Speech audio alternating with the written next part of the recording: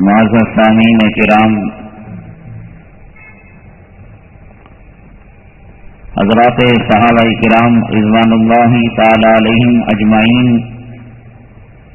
کی حیات طیبہ کے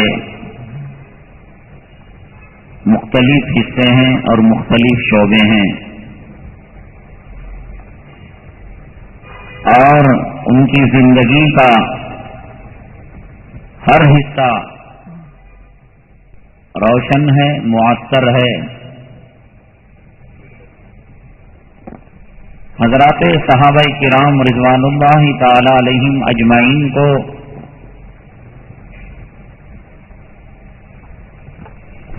عام انسانوں سے، عام مسلمانوں سے جو چیز الگ کرنے والی ہے، خاص طور سے وہ ہے اللہ کے راستے میں اپنے آپ کو مٹانا، اپنے وجود کو ختم کرنا،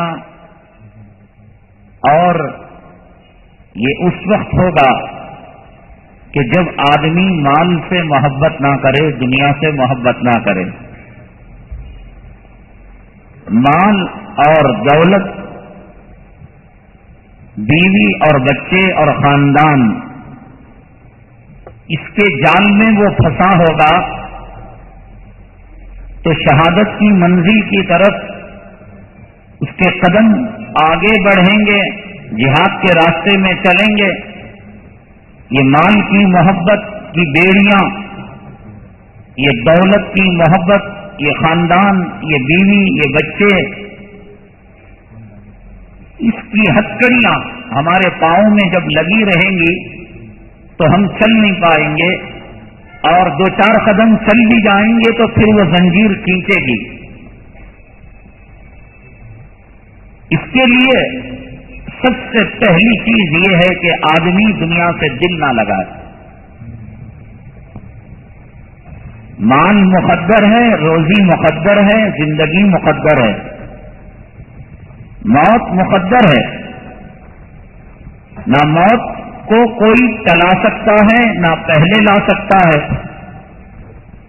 نہ کوئی اپنے ہاتھ سے موت دے سکتا ہے، نہ زندگی دے سکتا ہے۔ یہ سب ہمارے تجربے ہیں اور ہم ان چیزوں کو اپنے آنکھوں کے سامنے دیکھ رہے ہیں۔ کس کو کس کا مال کام آیا، اولاد کام آئی، دنیا کام آئی، یہی خاص وصف تھا حضرات صحابہ کرام رضوان اللہ تعالی علیہم اجمعین کا، جو اور لوگوں سے ان کو ممتاز کرتا ہے۔ ایک رائی کے دانے کے برابر مال اور دولت کی طرف اور دنیا کی طرف، یہ کسی نے سچ کہا کہ تمام معاصی کی جڑ ہے یہ حب الدنیا راس کل خطیہ، ہر مصیبت کی جڑ۔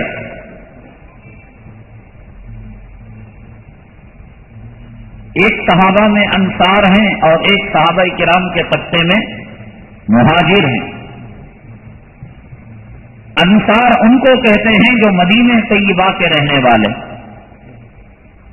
اور مہاجر کہتے ہیں مکہ مکرمہ سے دین کے خاطر اللہ کے نبی صلی اللہ علیہ وسلم کے حکم سے جنہوں نے ہجرت کی، ان کو مہاجر کہتے ہیں۔ حضرت عمر فاروق رضی اللہ تعالیٰ عنہ کے غلام تھے، اور وہ مہاجر،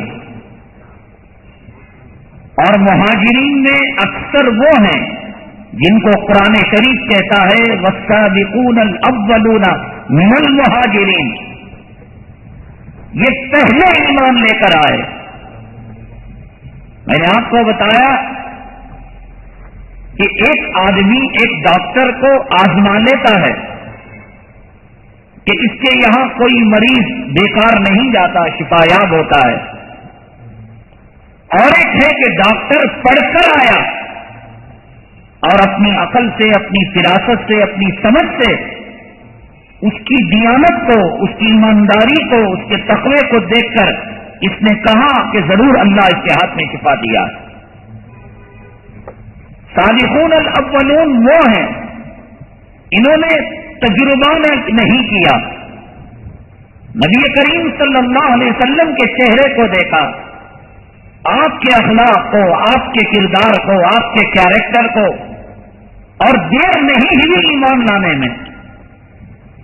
حضرت مہجا رضی اللہ تعالیٰ عنہ یہ مہاجرین صحابہ میں سے ہیں، حضرت عمر فاروق رضی اللہ تعالیٰ عنہ کے غلام تھے۔ میدان بدر میں پہلے مہاجر شہید حضرت مہجا رضی اللہ تعالیٰ عنہ ہیں۔ ان کو اللہ کے راستے میں مر مٹنے، اپنی جان دینے کا بہت بڑا جذبہ تھا۔ اللہ نے ان کی مراد کو پورا کر دیا، اللہ نے ان کے جذبے کو پورا کر دیا، اللہ نے ان کی دعاؤں کو سن لیا۔ یہ دعا کیا کرتے تھے، دو صحابی بیٹھتے کہتے کہ میں دعا کروں تم آمین کہنا، تو پھر وہ کہتے کہ میں دعا کروں گا تم آمین کہنا۔ نہ دنیا، نہ بیوی، نہ دولت، نہ عورت، نہ زمین، نہ جائیداد۔ ایک کہتا ہے اللہ مجھے اپنے راستے میں قبول کر لینا، کافر میرے کان کو کاٹ دے، میرے پیر کو کاٹ دے، میرے ہاتھ کو کاٹ دے، میرے جسم کے ٹکڑے کر دے، اور مجھے جنت کی شراب پینے کا اور جنت کے حوروں کے ہاتھوں شراب طہور پینے کی لذت مجھے ملے۔ دوسرا صحابی کہتا ہے کہ آمین۔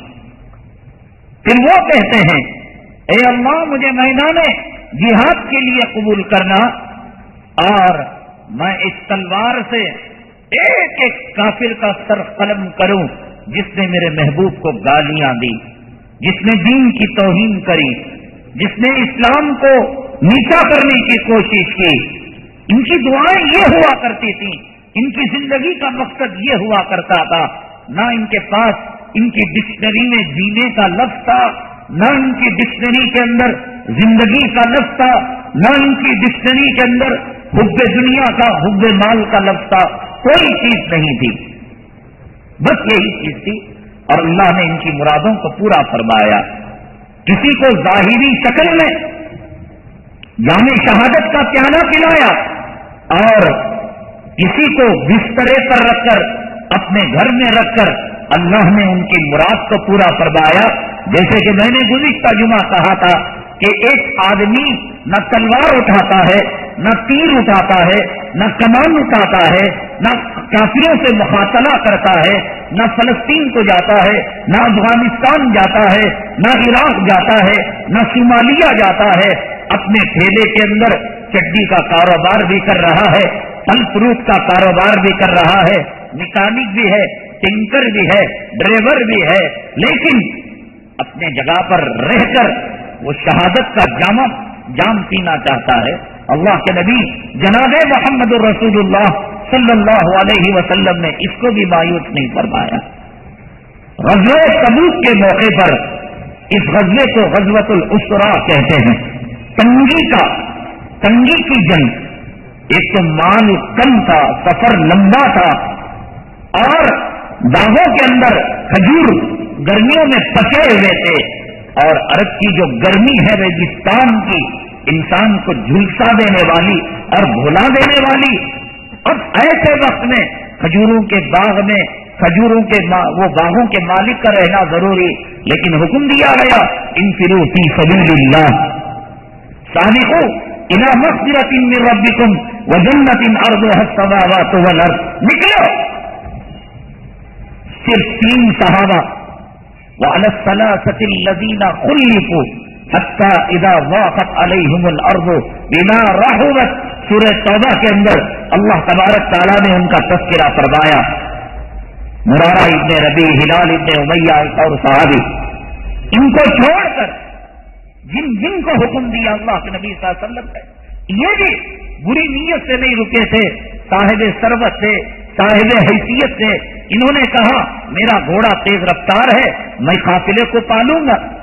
انہوں نے کہا میرے گھر مہمان ہیں، میں کل جا کر مہمانوں سے نمٹ کر پہنچ جاؤں۔ کسی کی نیت میں خرابی نہیں تھی، لیکن کچھ صحابہ وہ تھے، اللہ کے نبی صلی اللہ علیہ وسلم نے مدینہ طیبہ کے اندر خواتین اور بچوں کی حفاظت کے لیے ان کو لگایا تھا۔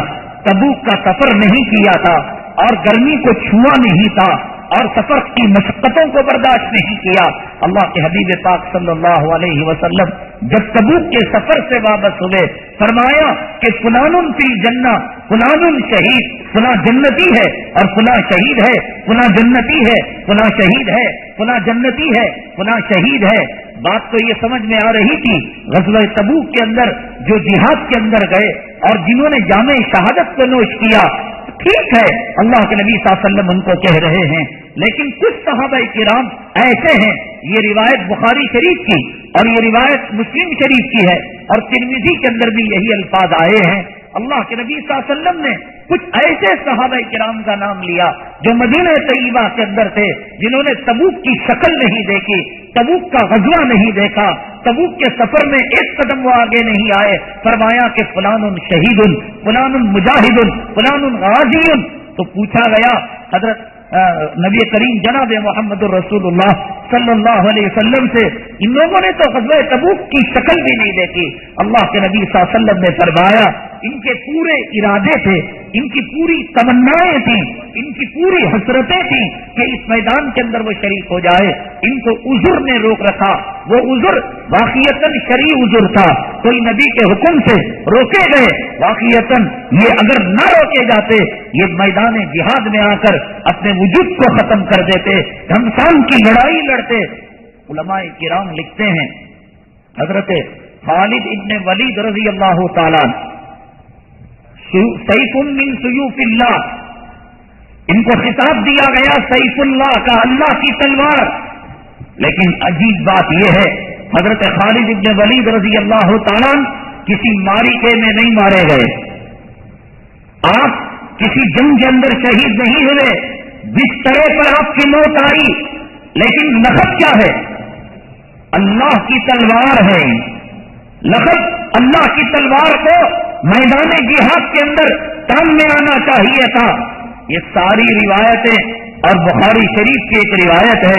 इसीलिए अगर मैं ये कहता हूं कि कोई हिजड़ा है, वो अपनी जगह पर हिजड़ी जिंदगी गुजारे, हिजड़ी मौत मरे, अगर कोई अपनी बीवी के कंगन हाथ में डालता है डाले, अगर कोई अपनी बीवी की मैक्सी पहनता है पहने, अगर कोई कान के अंदर बाली डालकर औरतों की जिंदगी गुजारता है गुजारे, कोई दौलत का कुत्ता, कोई दुनिया का खबीस बुचारी, कोई अपनी बीवी का हैज़ो निफास चाटने वाला, औलाद का पेशाब पाखाना अपनी जीप लंबी कर कर उसे जो है गिलगट की तरह जुबान लंबी कर कर उसके पेशाब पाखाने को उचकने वाला, भाई तुझे बीवी मुबारक, तुझे दौलत मुबारक, तुझे औलाद का पेशाब और पाखाना मुबारक और तुझे तेरी जोरू का हैज़ो निफास मुबारक।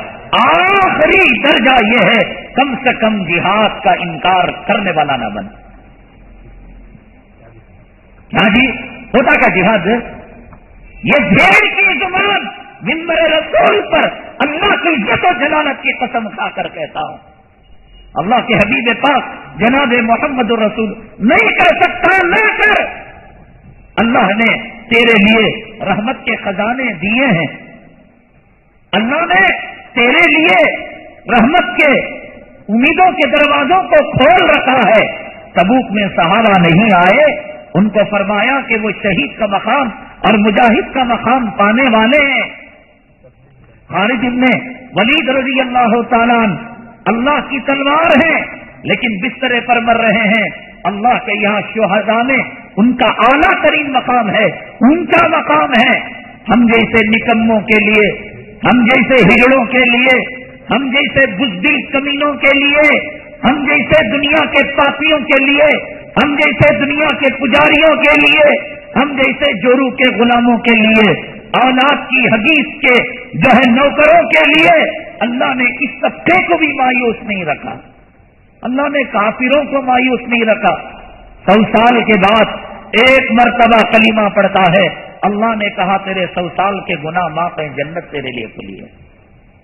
एक चरवाहा आया और फरमाया, ऐ मोहम्मद सल्लल्लाहु अलैहि वसल्लम, क्या फरमाते हैं आप, अगर मैं इस मैदान जिहाद के अंदर जाऊं और मैं लड़ाई करूं اور تیر میرے سینے میں چبھے یا تلوار سے میرا سر قلم کر دیا جائے، کیا تمہارا رب مجھے جنت دے گا؟ مطلب یہ تھا کفر میں میری زندگی گزری، بت پرستی میں میری زندگی گزری، شرک میں میری زندگی گزری، اللہ کے یہاں اس جیسوں کا بھی کوئی مقام ہے؟ اللہ کے حبیب پاک جناب محمد الرسول اللہ صلی اللہ علیہ وسلم نے فرمایا، ہاں میرے بھائی، اللہ کی جنت میں تنگی نہیں ہے، شرط یہ ہے ایمان اور اسلام اور کلمہ پڑھ کر تو آ جائے گا تو تجھے جنت میں جانے سے روکنے کے لیے موت اور شہادت کے علاوہ اور کوئی چیز نہیں ہوگی۔ صحابہ فرماتے ہیں ہم نے دیکھا اپنی آنکھوں سے، اس بات کو سن کر اس نے اپنی بکریوں کو چھوڑ کر کسی اور کے حوالے کر دوڑتا ہوا گیا، محمد صلی اللہ علیہ وسلم کا کلمہ پڑھ کر تیر لگا، وہیں ڈھیر ہو گیا۔ اللہ کے حبیب پاک صلی اللہ علیہ وسلم نے فرمایا کہ میں جنت میں شہداء کے گنگٹھے میں اس کو دیکھ رہا ہوں۔ ایسے مشرک کے لیے، کافر کے لیے اللہ نے راستے کھولے۔